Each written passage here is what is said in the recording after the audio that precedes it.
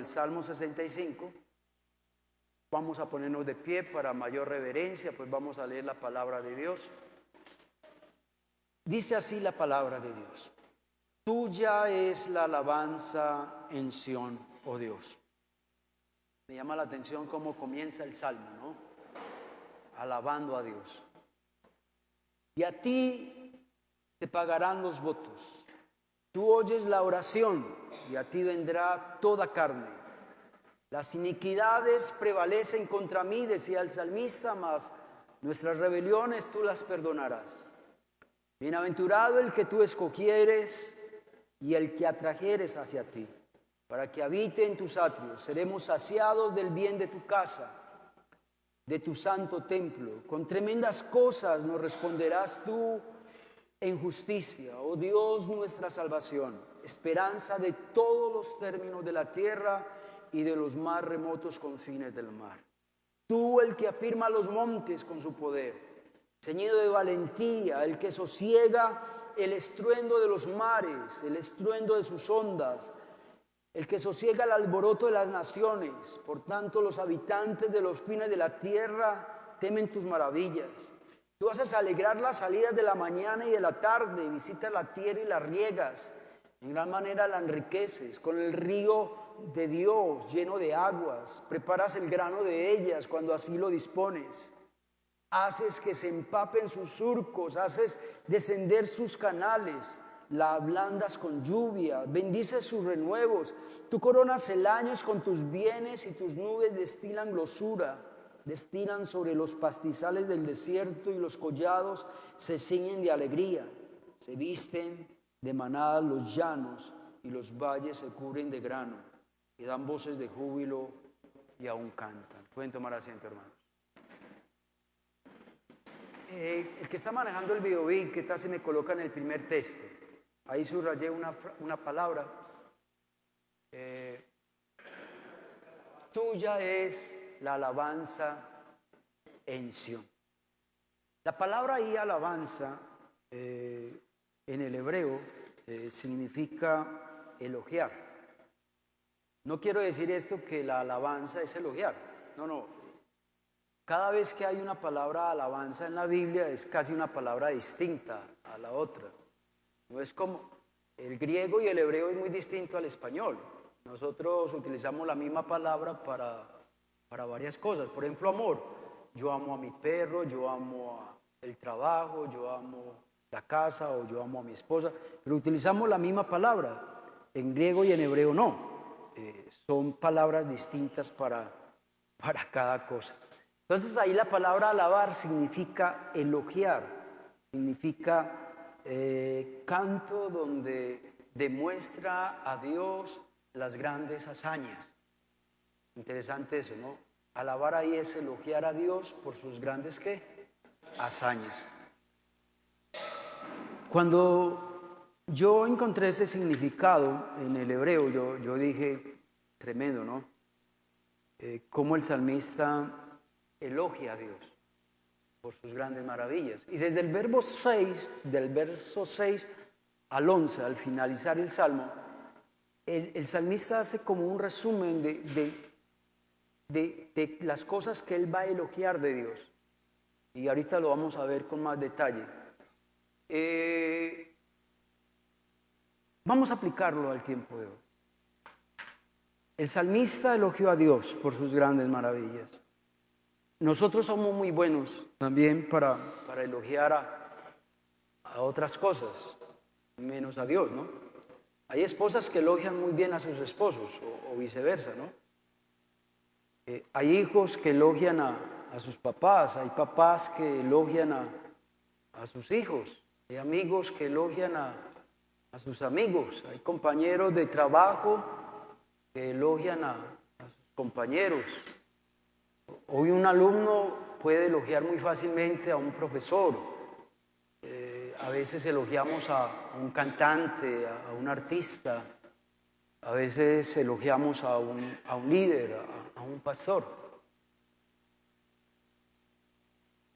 Y a veces nos es fácil escribirle una notica a alguien para elogiarlo, para resaltar sus virtudes, sus cualidades. Pero la pregunta es, ¿hacemos eso con Dios?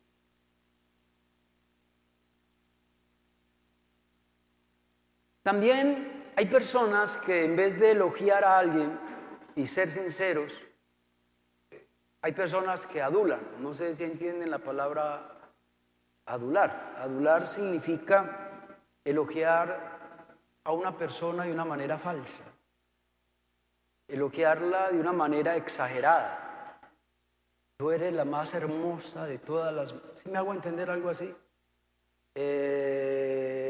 Usted es el más excelente esposo, en ti no hay defecto. Pues ya cuando empiezan a decir todas esas bobaditas, ya uno como que empieza como a dudar, ¿cierto? Como que a dudar de que eso sí sea verdad. Y hoy en día mucha gente usa eso, la adulación, con el propósito de conseguir algo, de lambonear, de conseguir un puesto, de que no lo echen. ¿Será que a Dios lo podemos adular? No, porque Él de inmediato se da cuenta cuando usted y yo decimos algo ¿qué? Falso. Pero hay personas que tratan de adular a Dios. Yo he escuchado oraciones como esta: Señor, tú eres lo más lindo, lo más maravilloso, lo más precioso, lo más importante, tú eres el primero y lo único. Vale, porque uno ve que en la vida de ellos no es verdad. No es verdad. Aquí David exalta a Dios, alaba a Dios de lo más profundo de su corazón. Y eso es lo que Dios quiere que usted y yo hagamos. Amén. Hay un texto en la Biblia que cada vez que lo leo me impresiona. Y fue cuando el Señor Jesucristo dijo: cuando Jesús viniere por segunda vez, habrá fe en la tierra. Como van las cosas, yo creo que la fe de muchos se va a apagar. Cuando uno lee un salmo como el de David, uno dice: Dios, este hombre, con razón lo llaman el salmista, el gran adorador. Y uno realmente se queda en pañales cuando uno se compara con hombres como estos, que adoraban a Dios, reverenciaban a Dios, que hacían a Dios, no sé, utilizaban las palabras correctas, lo respetaban, lo reconocían. Hoy en día, lastimosamente, mucha gente no elogia a Dios, no alaba a Dios, no reconoce a Dios. Y hoy en día abundan los ateos. No sé si usted se ha dado cuenta de eso. Hasta un peladito de 15 años, de 16 años, y le dicen a uno: es que yo no creo en Dios. ¿A usted se lo han dicho? A mí me lo han dicho. Cuando yo veía eso hace 40 años o hace 50 años atrás, eso no se veía, pero hoy sí se ve eso. Hoy las personas pueden vivir sin Dios tranquilamente, es decir, nunca asisten a una iglesia, nunca escuchan una alabanza a Dios, nunca le oran a Dios, nunca le piden a Dios. Es decir, para ellos Dios no existe. Hay otros que toman el nombre de Dios en vano.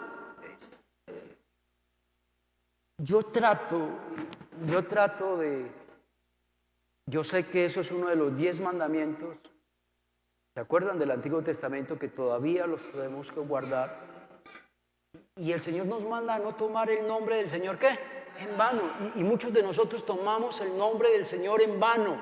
¿Sabe cuándo cuando toma el nombre del Señor en vano? Cuando usted mienta el nombre de Dios por cualquier bobada y por cualquier pendejada. Por una bobada, una cosa insignificante, y está mentando a Dios. Eso es tomar el nombre del Señor, ¿qué? En vano. de una manera irrespetuosa. Hoy en día se acercan a Dios de una manera irrespetuosa, maldicen a Dios, blasfeman contra Dios. Hace años atrás venir a una iglesia con gorra, eso era un sacrilegio. Ahora no, uno ve en un culto normal, es que jóvenes con su gorra. ¿Cómo así que con su gorra, hombre? Vienen al culto y con pantalonetas, con sudaderas, con mochos. ¿Cómo así? ¿Qué es ese respeto?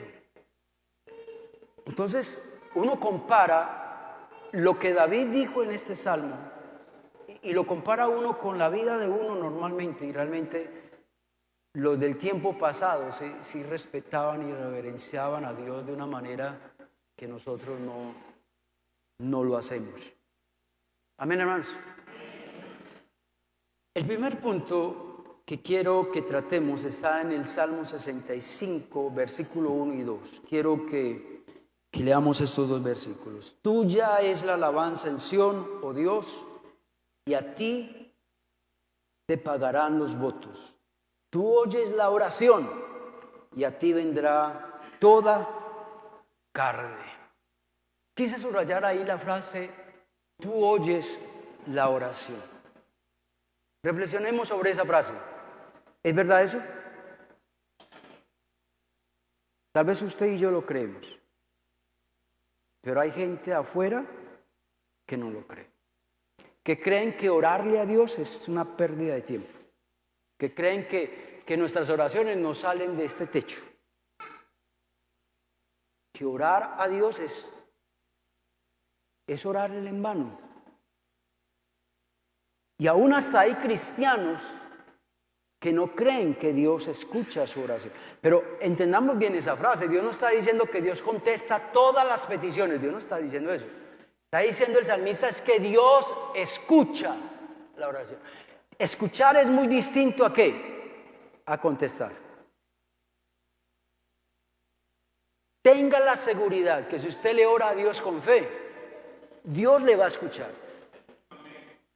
Pero que Dios le va a contestar lo que usted quiere, no, porque se hace la voluntad de Dios, no la mía. Pero que Dios escucha mi oración, eso sí es una verdad. Y me llama la atención al final del texto, dice que ¿a ti qué?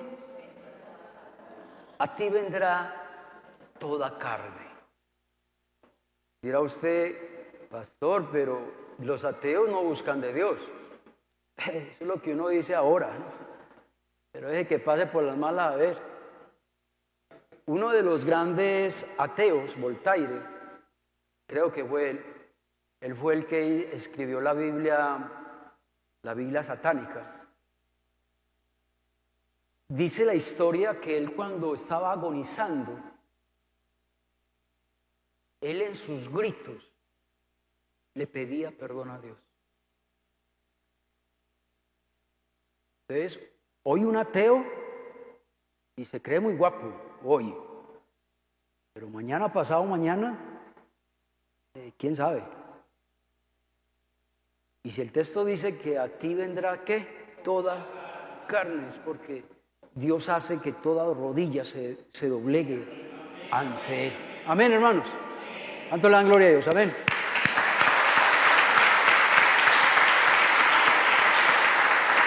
El texto habla, y no quiero salirme más de ahí, ¿tú escuchas qué? Tú escuchas la oración. Pero si nos ponemos a mirar el verso 1, ¿qué tal si me lo vuelven a colocar? Ahí hay dos condiciones para que Dios escuche ¿qué? Tu oración.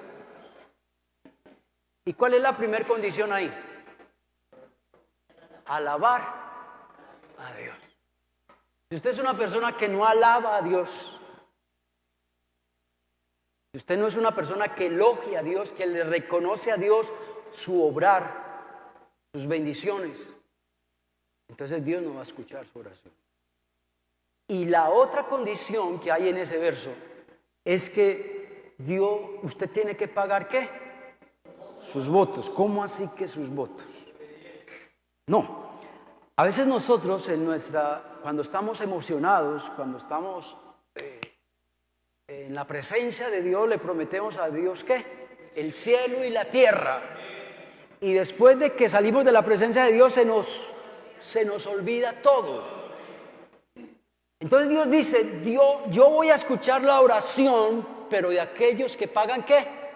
Sus votos. Es decir, aquellos que cumplen lo que le prometieron a Dios, que hicieron lo que le prometieron a Dios. ¿Cuántos de nosotros le pedimos, nos comprometemos con Dios a hacer algo y no lo hacemos? O lo hacemos, pero lo hacemos ¿qué? A medias. A Dios no le sirve que hagamos las cosas a medias.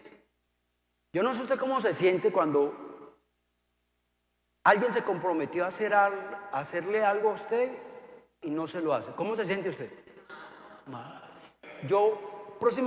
Esa persona me vuelve a prometer algo y yo no le creo. Dios siente igual. Dios es igual. Por eso dice allí en Eclesiastés 5, es mejor que no le prometas y que no cumplas. Entonces, si te has comprometido a hacer algo, hazlo. Y no lo haga a medias. Hágalo como usted lo prometió a Dios, como Dios se lo merece. Amén. Entonces, si hacemos esas dos cosas, Dios va a escuchar ¿qué? Nuestra oración. El verso 4 dice, bienaventurado el que tú escogieres y atrajeres hacia ti, para que habite en tus atrios, y seremos saciados del bien de tu casa, de tu santo templo. Ese texto es precioso por donde uno lo mire, ese texto es precioso. Pero quise subrayar la palabra, seremos saciados del bien de tu casa y de tu santo templo. Como ya lo he dicho varias veces, lo vuelvo y lo repito porque hay gente que nos visita y de pronto no sabe esto. Yo nací en el Evangelio. Yo tengo 56 años, ya voy para 57, pero desde que yo tenía 1 año, yo sé que es una iglesia evangélica.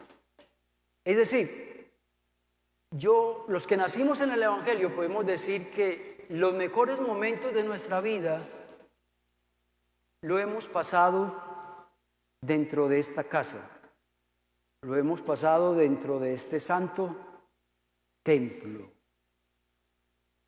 Y los que llevan tiempo en el Evangelio, llevan 10, 20 años, también pueden decir lo mismo. Los mejores momentos que hemos tenido en nuestra vida lo hemos pasado en la casa de Dios, en su santo templo. Y me llama la atención la palabra saciados. Es que esa palabra es muy, muy especial y no se compara con otra. ¿Qué es saciado? Satisfecho, lleno. Es decir, a usted no le falta nada. A usted le pueden ofrecer pollo y no, ya está saciado, ya saciado. Usted no tiene que ir a llenar ese vacío en las cosas del mundo, ni en el pecado, porque usted en la casa de Dios, Dios lo sacia de las cosas buenas. Amén. La palabra bien, de las cosas buenas que da Dios. El verso 1 al principio dice bienaventurados. ¿Bienaventurados quiénes? Los que buscan de Dios. Usted y yo debemos de sentirnos así, como personas bienaventuradas. ¿Qué son bienaventuradas? Felices, dichosos, doblemente bendecidos. Es decir, con nosotros comparándonos con la gente del mundo, nada que ver. Nosotros somos bienaventurados por donde lo veamos.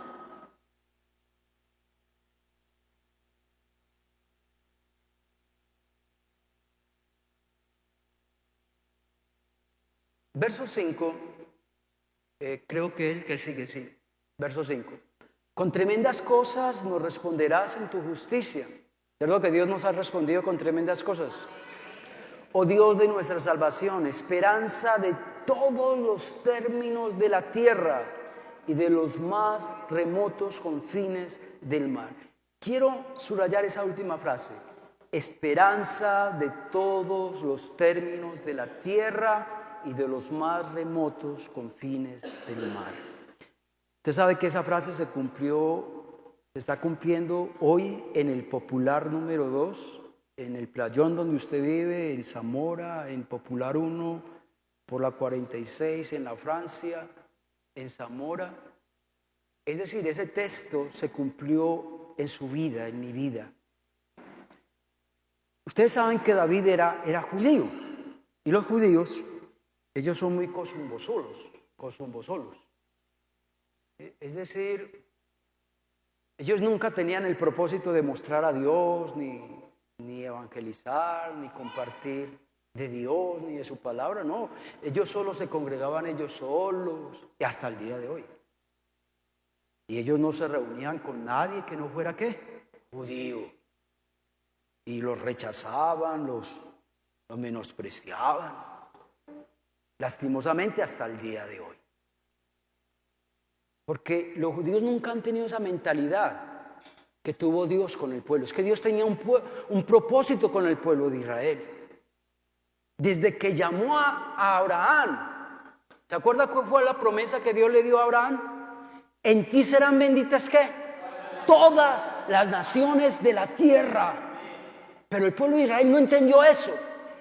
Ellos creyeron que solo las bendiciones eran ¿para quién? Para ellos. Que Dios era solamente para ellos.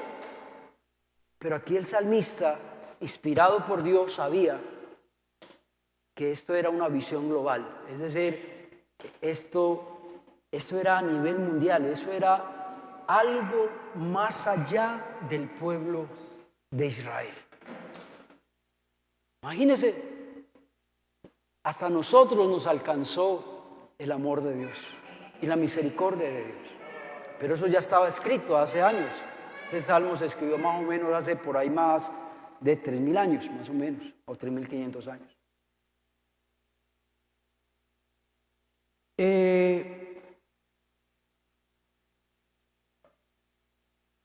Vámonos al segundo punto, al tercer punto, perdón. Y está en el verso del 6 al 11, aunque la frase vamos a leerlo y yo quiero subrayar la frase que quiero resaltar de esta porción. Ya del verso 6 al 11 ya es una fracción diferente. Como lo dije ahora en la introducción, el salmista empieza a hacer un recuento, un resumen de cómo elogiar a Dios. Él miró la creación. Él se miró a él mismo y él dijo, yo voy a elogiar a Dios por esto y por esto.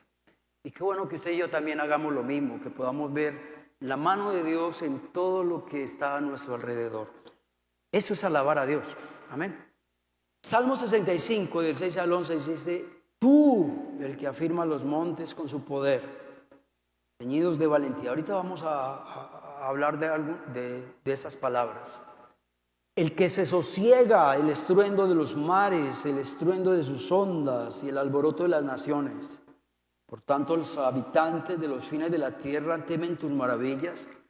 Y tú haces alegrar las salidas de la mañana y de la tarde, y visitas la tierra y la riegas.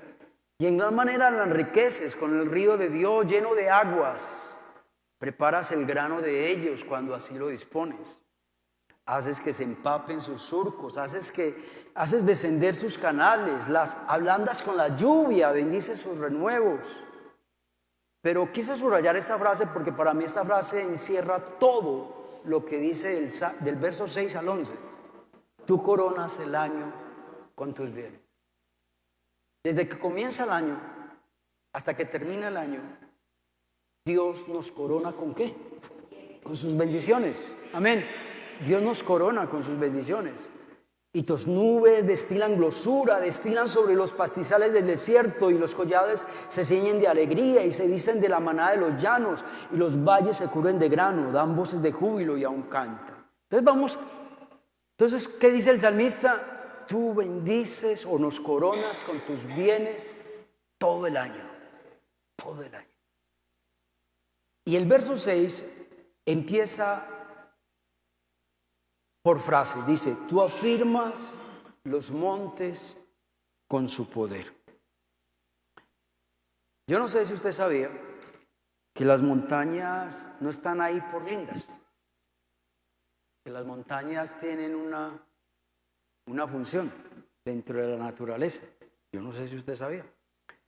Primero, las montañas proveen agua. Ustedes saben que casi la mayoría de agua dulce viene de allá, de las montañas. Otra, de las montañas proviene la energía. Casi todas las hidroeléctricas es porque hay montañas alrededor. Donde no hubiera montañas alrededor, no hubiera hidroeléctricas. Las montañas también proveen biodiversidad. ¿Cómo así? Hay muchos animales, muchas especies, plantas, animales de todo tipo, que donde no hubieran montañas, esas especies, ¿qué? Desaparecerían. Otra función que tienen las montañas es que controlan el clima. Yo no sé si usted sabía eso. Por eso es que Medellín tiene la temperatura perfecta. Y por algo la llaman la eterna primavera. Porque estamos rodeados de montañas. Porque donde no estuviéramos rodeados de montañas, el calor sería impresionante. Entonces, lo que hace el calor, lo que hace la montaña es que mitiga el calor. El calor no llega tan derecho, sino que las montañas mitigan el calor y hacen que el clima sea suave. Usted también sabe, y sobre todo si usted viene de un contexto campesino, saben de que hay cosechas que solo se cultivan en ciertos climas y que esos climas dependen mucho ¿de qué? De las montañas. De las montañas. Por eso en Cali, en el Cauca, como es un valle y casi no hay montañas, allá se cultiva otras cosas. En cambio aquí en Antioquia se cultiva otras cosas. ¿Por qué? Porque todo depende de las montañas. Tremendo el salmista, ¿no? Y el salmista no era un científico para saber todas estas cosas. El verso 7 dice el salmista que Dios sosiega el estruendo de los mares. ¿Qué es sosegar? ¿Sosegar es qué? Calmar.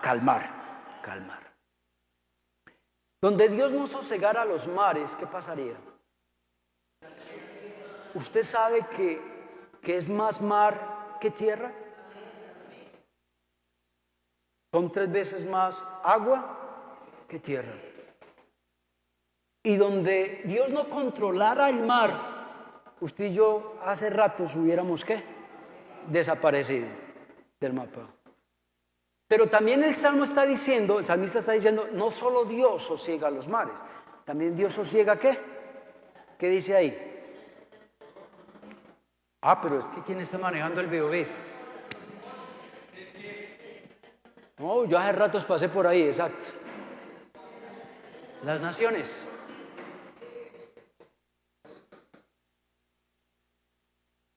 Pilas al que esté manejando el Biobío, sígame la predicación, porque si no, entonces, por eso es que varios hermanos están acá mirando en las nubes. No solo Dios sosiega los mares, ¿sosiega qué? Las naciones. ¿Usted sabe lo que pasó hace por ahí 3 años? Esa revuelta civil que hubo aquí en Colombia. Quemaban carros, los policías en los CAI los encerraban y les prendieron fuego. Era multitud incontrolable.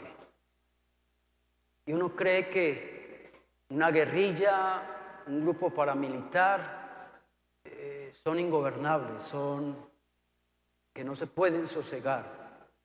Mentira. Dios los puede sosegar. Amén. La gloria sea para Dios. El verso 8 dice Por tanto, los habitantes de los fines de la tierra temen tus maravillas. Y me llama la atención, dice que todos los habitantes de los confines de la tierra, es decir, de lo más extremo de la tierra, cuando ven esto, el obrar de Dios, todas sus maravillas, todo lo que Él hace, dicen que todo el mundo, ¿qué? ¿Le va a qué? A temer. Va a temer sus maravillas. Yo digo, porque en esa frase está incluyendo tanto el cristiano como el no cristiano, algún día va a temer las maravillas de Dios. Y si nosotros que somos cristianos, que tenemos el conocimiento de la palabra de Dios, a veces no tememos las maravillas de Dios. Entonces es allá donde Dios nos quiere llevar. Que hasta un inconverso ve el obrar de Dios más fácil que un cristiano. Porque a mí me ha tocado ver cómo hasta hay inconversos que dan más testimonio, es decir, le dan la gloria a Dios por algo que hicieron que nosotros los mismos cristianos. A veces nosotros los cristianos vemos que las bendiciones de Dios, como que a Dios es un deber de Él dárnoslas. Y como estamos tan rodeados de bendiciones de Dios, a veces pasan desapercibidos. En cambio, una persona del mundo, ¿se acuerda que el salmista también dice los leoncillos que rugen y tienen hambre? Y es verdad, la gente del mundo vive así, con hambre, rugiendo. Y cuando ven el obrar de Dios, le dan gloria a Dios más fácil que nosotros mismos. Porque nosotros estamos rodeados de bendiciones, mientras que ellos no están rodeados de bendiciones. Y cuando ven el obrar de Dios, ahí mismo lo resaltan. Dice el verso 8, tú haces alegrar las salidas de la mañana y de la tarde. Verso 9, visitas la tierra y la riegas. La sacó del estadio David. ¿Qué tal donde Dios no visitara la tierra?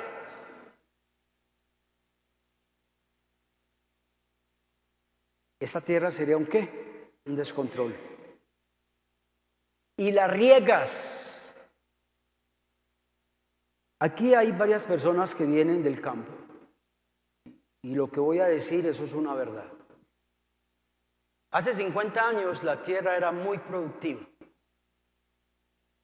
Y en los últimos 50 años para acá, la tierra no produce nada. Es decir, para que la tierra produzca hoy, los campesinos tienen que abonarla, y donde no la abonen, esa tierra no produce nada.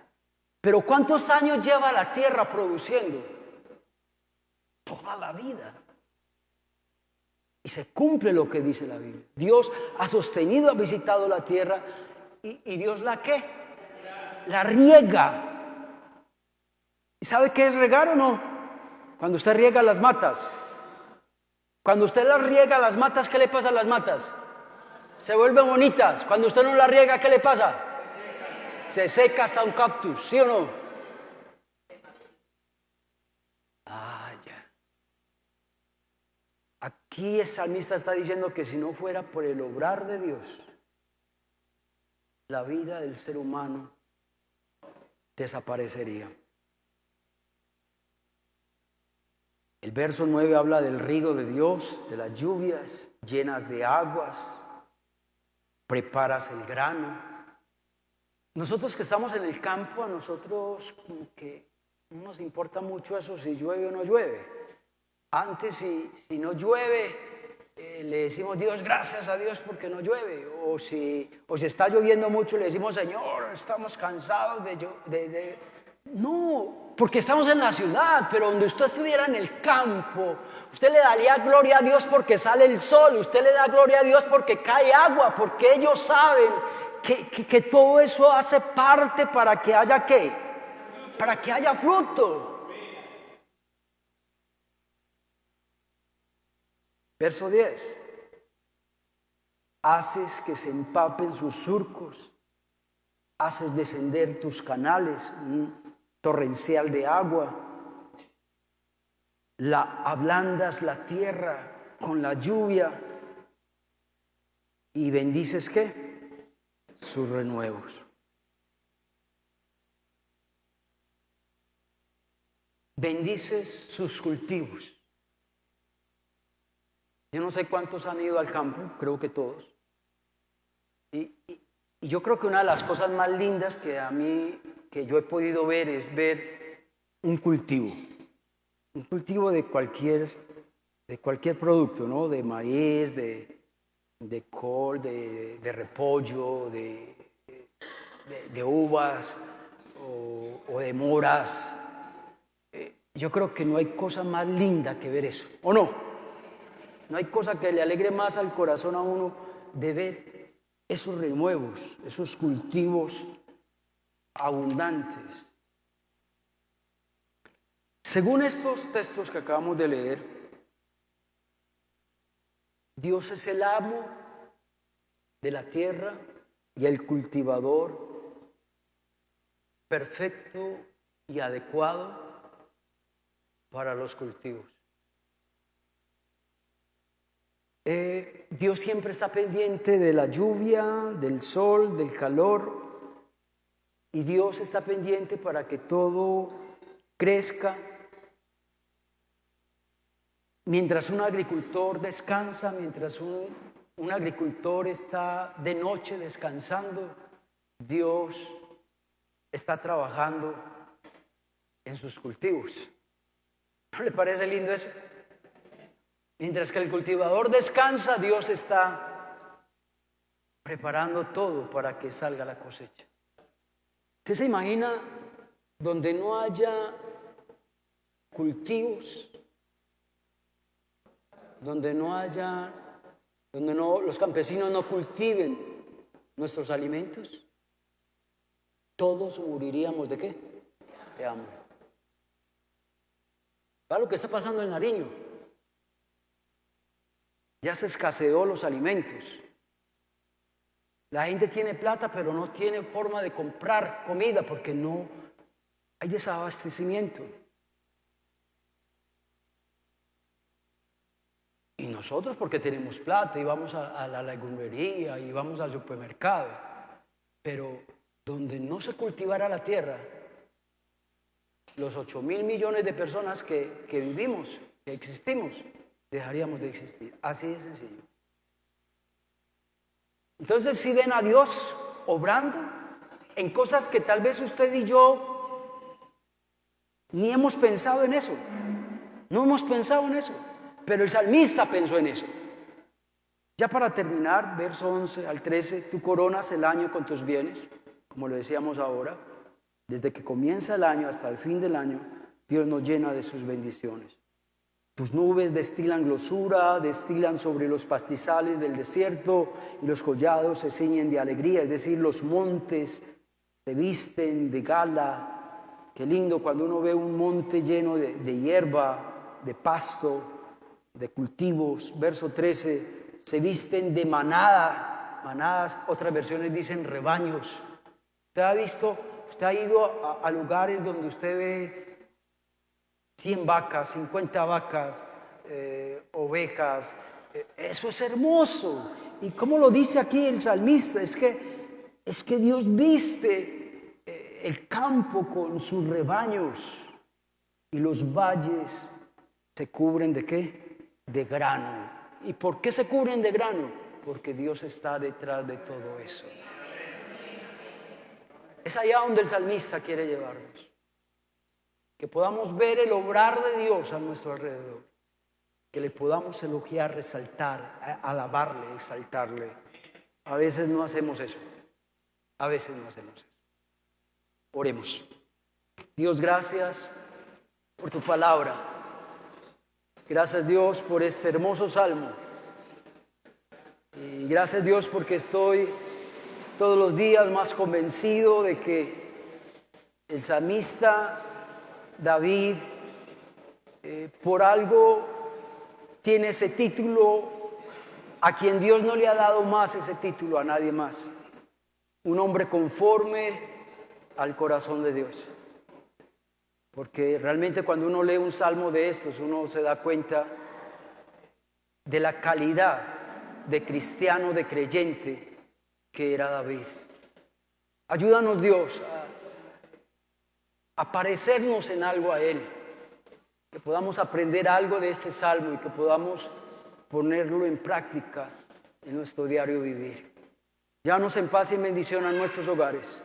En el nombre de Jesús, amén.